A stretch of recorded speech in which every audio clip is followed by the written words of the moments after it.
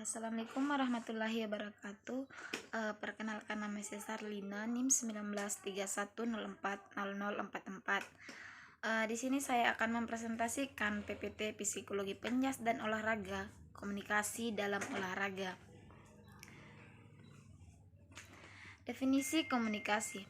Istilah komunikasi berasal dari bahasa Latin, yaitu communication, yang berarti pemberitahuan atau pertukaran. Kata sifatnya komunis, yang bermakna umum atau bersama-sama. Komunikasi adalah interaksi yang tidak memiliki batasan apapun. Berikut ini beberapa definisi tentang komunikasi. Yang pertama, menurut Alo Liliweri 2002. Komunikasi merupakan suatu proses, suatu aktivitas simbolis dan pertukaran makna antar manusia. Yang kedua, menurut Jowett and Lavelle 2007, komunikasi adalah proses untuk memperoleh pengetahuan bersama dan saling pengertian. Yang ketiga, menurut West and Turner 2008, komunikasi adalah proses sosial di mana individu-individu menggunakan simbol-simbol untuk menciptakan dan menginterpretasikan makna dalam lingkungannya. Yang keempat, menurut Burton 2008, communication adalah komunikasi atau tindakan mengekspresikan atau mentransmisikan gagasan, informasi, pengetahuan, pemikiran, dan perasaan, serta memahami apa yang diungkapkan oleh orang lain.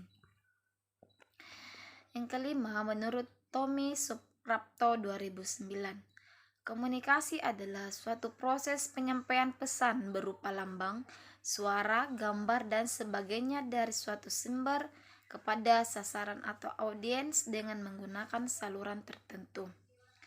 Yang keenam, menurut Heri Susanto 2014, komunikasi didefinisikan sebagai proses penyampaian pesan dari komunikator atau sender kepada komunikan atau receiver melalui media tertentu untuk menghasilkan efek atau tujuan dengan mengharapkan umpan balik. Yang ketujuh, menurut Tahrun 2016, komunikasi adalah proses pembentukan, penyamaan, penerimaan, dan pengolahan pesan yang terjadi dalam diri seseorang dan di antara dua orang atau lebih dengan tujuan tertentu. Yang kedelapan, menurut A. Aditasari 2017, komunikasi merupakan serangkaian tindakan atau peristiwa yang terjadi secara berurutan serta berkaitan satu sama lainnya dalam kurun waktu tertentu. Proses komunikasi. Komunikasi adalah suatu proses. Proses komunikasi dapat diartikan sebagai transfer informasi atau pesan dari pengirim pesan sebagai komunikator dan kepada penerima sebagai komunikasi. Semua komunikasi satu arah mengikuti proses dasar yang sama. Sebagai langkah pertama, satu orang memutuskan untuk mengirim pesan ke lain, maka pengirim menerjemahkan atau encode pikiran ke dalam pesan. Sebagai langkah ketiga, pesan tersebut akan disalurkan atau biasanya melalui kata-kata yang diucapkan, tapi kadang-kadang melalui cara nonverbal seperti bahasa isyarat ke penerima. Selanjutnya, penerima menafsirkan pesan. Akhirnya, penerima berpikir tentang pesan dan merespon secara internal dengan menjadi tertarik, marah, atau merasa lega. Secara singkat, proses komunikasi berlangsung kontinu dari saat menciptakan informasi sampai dipahami oleh komunikasikan. Selanjutnya, tujuan komunikasi.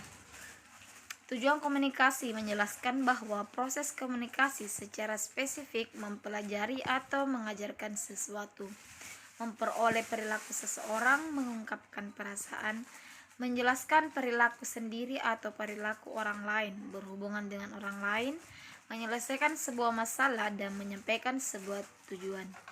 Secara singkat, dalam proses komunikasi tersebut bertujuan untuk mencapai saling pengertian antara kedua belah pihak yang terlibat dalam proses komunikasi.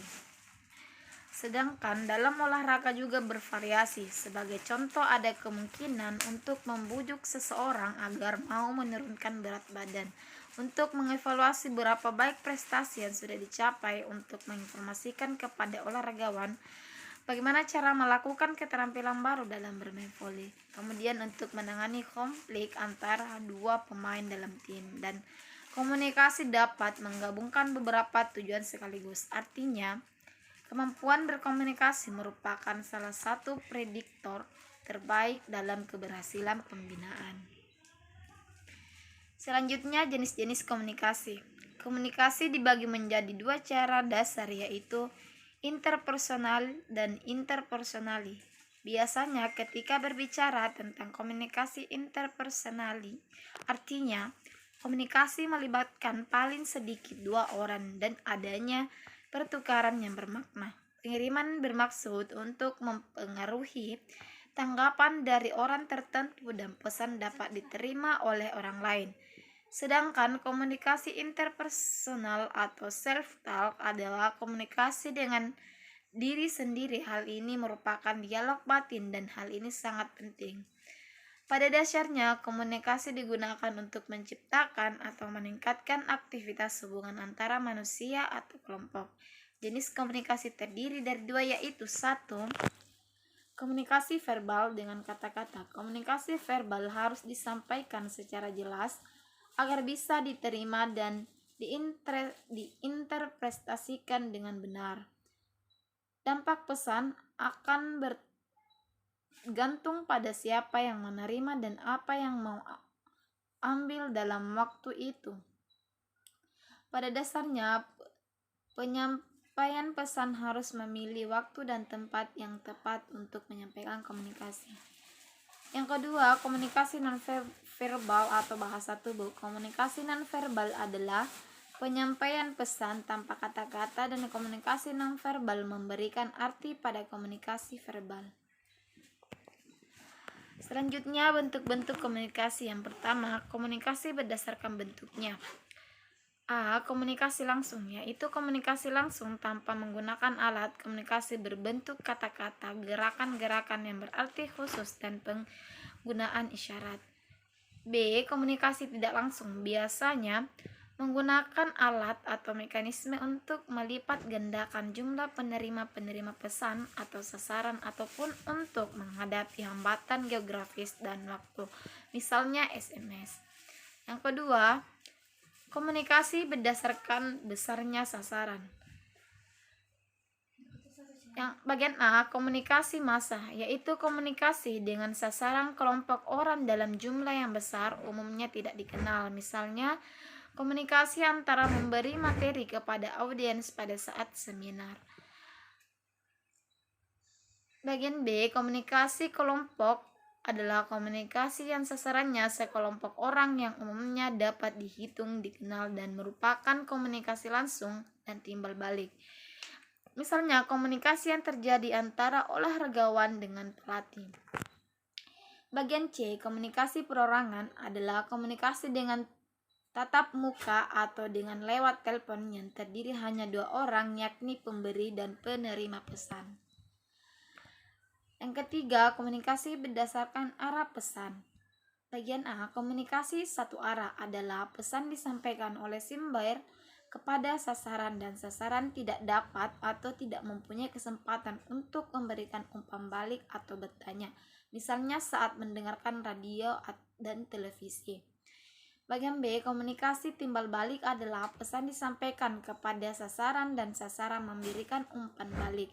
Biasanya komunikasi kelompok atau perorangan merupakan komunikasi timbal balik. Mungkin itu dari presentasi saya. Semoga bermanfaat. Assalamualaikum warahmatullahi wabarakatuh.